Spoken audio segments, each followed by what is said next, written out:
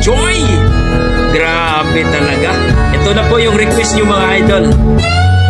Ang ganda ng boses ng batang ito.